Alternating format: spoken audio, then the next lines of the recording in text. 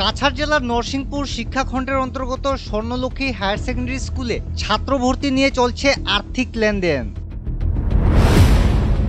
ছাত্র ভর্তি করতে বেআইনিভাবে নেওয়া হয়েছে ৪-৫ হাজার টাকা করে। এই অভিযোগ উঠেছে স্কুল কর্তৃপক্ষের বিরুদ্ধে।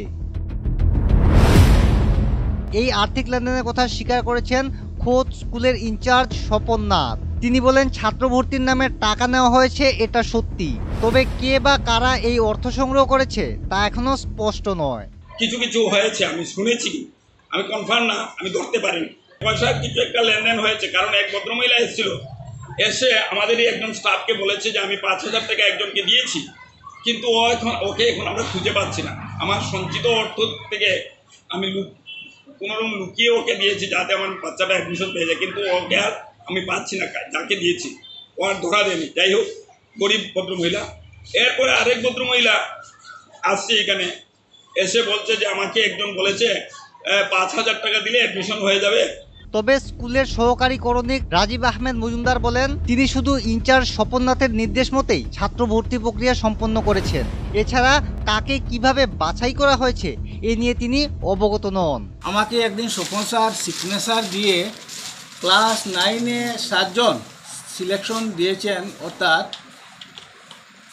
পরীক্ষা উত্তীর্ণ হয়েছেন, এদেরকে অ্যাডমিশন দেওয়ার পরামর্শ দিয়েছে। এবং ক্লাস 6-এ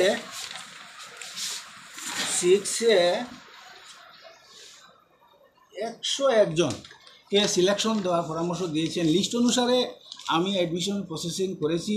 আমি কিছু জানি না কীভাবে সিলেকশন হয়, কীভাবে টোকেন দেওয়া হয়, আমার তো কোনো কিছু আমি অবগত নাই। স্বপন স্যার একাডেমিক ইনচার্জ, এই সমস্ত ব্যাপারে সম্পূর্ণ উনি জানেন, আমরা কিছু জানেন। আমার শুধু অ্যাডমিশন দিয়ে অ্যালাউড টু অ্যাডমিশন লিখেছেন, আমি ডকুমেন্ট ভেরিফাই করে আমি অ্যাডমিশন করেছি। অপরদিকে স্কুলের বড়বাবু প্রণবজ্যোতি নাথ বলেছেন, স্কুলের সমস্ত বিষয়বস্তুর জন্য একমাত্র দায়ী ইনচার্জ স্বপন নাথ। ক্লাস চলে কি না চলে, বা অ্যাডমিশন কীরকম হইতেছে না হইতেছে, বা মিড ডে মিল কীরকম খাওয়ানি হইতেছে না হইতেছে, সম্পূর্ণ দায়িত্ব একাডেমিক ইনচার্জের। আমি শুধু একদিন অল্প একটা অ্যাডমিশন লইছিলাম যে আমার এলডিটা অন্য কাজে ব্যস্ত থাকার লাগে, ম্যাক্সিমাম যে ক্লার্ক আছে, ডিলিং ক্লার্ক আছে, সম্পূর্ণটা লইছি।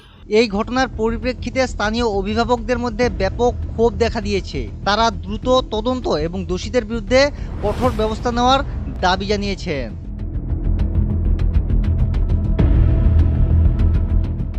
Bureau report, north east update.